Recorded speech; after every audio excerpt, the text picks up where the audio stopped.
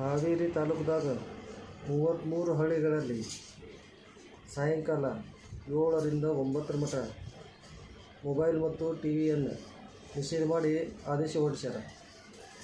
ಅಷ್ಟೇ ಅಲ್ಲ, ಆಸ್ಟ್ರೇಲಿಯಾದಾಗ 16 ವರ್ಷದ ಒಳಗಿನ ಮಕ್ಕಳಿಗೆ ಸಾಮಾಜಿಕ ಮಾಧ್ಯಮಗಳನ್ನು ನಿಷೇಧ ಮಾಡ್ಯಾರ. ಯಾಕಪ್ಪ ಅಂತಂದರೆ ಇದೊಂದು ಖುಷಿಯಾದ ಸಂಗತಿ. ಮಕ್ಕಳ ಹಿತದೃಷ್ಟಿಯನ್ನು ಮುಂದಿಟ್ಕೊಂಡು ಏನಪ್ಪ ಅಂತಾರೆ, ಅವರು ಈ ನಿರ್ಧಾರಗಳನ್ನು ಕೈಗೊಳ್ಳಕತ್ತಾರ. ನಾವು ನೀವು ಎಲ್ಲ ಕೂಡಿ ಅದು ನಮ್ಮ ಜವಾಬ್ದಾರಿ. ಮಕ್ಕಳ ಹಿತದೃಷ್ಟಿ ನಮ್ಮ ಜವಾಬ್ದಾರಿ.